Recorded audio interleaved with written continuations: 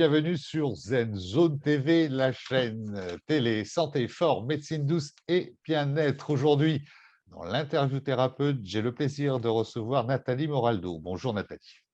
Bonjour Michel. Nathalie, vous êtes sophrologue. Comment en êtes-vous arrivé à la relation d'aide? Qu'est-ce qui a fait que vous ayez eu envie, à un moment, de devenir sophrologue? Alors je suis issue d'une famille très ouverte aux médecines douces et j'ai pratiqué très jeune les arts martiaux et notamment la méditation zen étant enfant. Donc ça m'a de suite emmenée à ces orientations et à l'intérêt que j'ai encore aujourd'hui pour la méditation et la sophrologie. D'accord. Alors, vous proposez de la méditation à vos consultants ou Oui, vous vous tout- limitez à également? D'accord. Donc, sophrologie, méditation et d'autres techniques peut-être? oui, j'ai quelques spécialités. Je pratique notamment la thérapie par les mouvements oculaires, qui s'appelle aussi EMDR, IMO ou tapping, qui permet de réguler les émotions des personnes qui viennent en consultation. D'accord. Donc, on peut vous consulter pour le MDR, pour la méditation et la sophrologie. Absolument. Alors, vous êtes reconnu, agréé par la Chambre nationale syndicale de la sophrologie. Alors, je suis diplômée depuis 2008 par la Fédération française de la sophrologie et je suis membre adhérent de la Chambre syndicale de la sophrologie. Et c'est très important parce que ces deux références garantissent à la personne qui vient consulter euh, le respect du code de déontologie, c'est-à-dire le non-jugement, la bienveillance et surtout le respect du secret professionnel.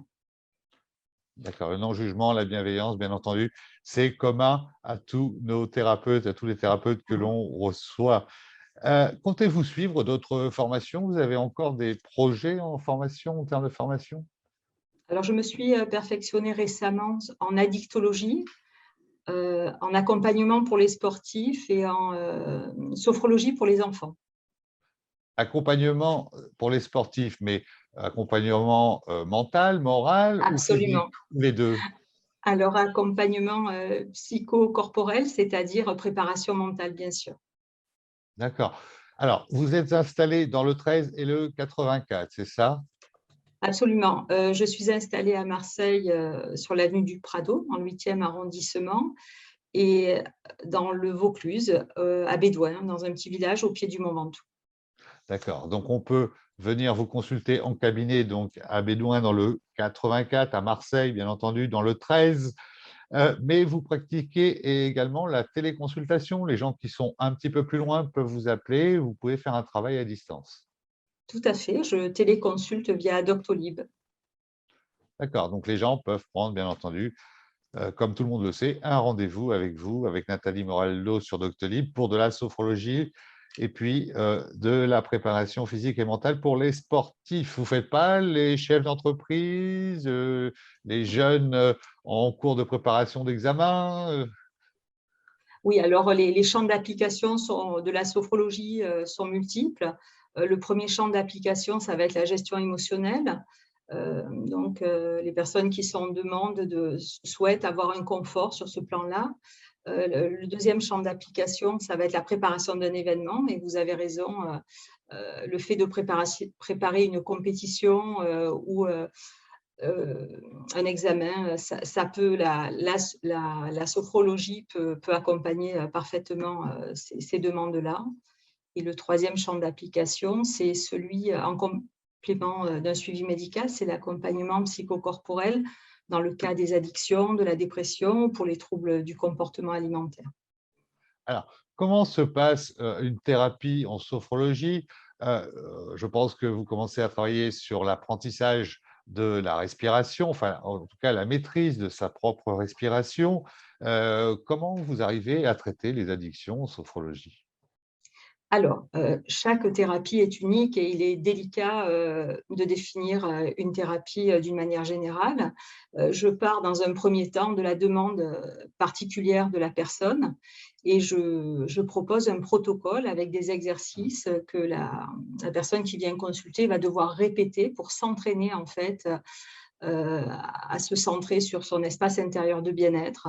Donc, c'est ce qui est proposé, par exemple, dans l'accompagnement pour ce qui est des addictions. D'accord. Alors, qui sont vos consultants? Des jeunes, des ados, des seniors, des adultes, des hommes, des femmes? Alors, je suis vraiment généraliste, ça va de l'enfant à l'adolescent, au couple. Je reçois également des adultes et j'interviens en groupe, en entreprise plutôt. D'accord. Alors, vous êtes également, Nathalie, superviseur en sophrologie. Donc, qu'est-ce que c'est? Vous allez coacher, commenter le travail de vos jeunes sophrologues, consoeurs, confrères? Alors, en effet, donc je propose des séances individuelles de supervision pour les sophrologues et les sophroanalystes.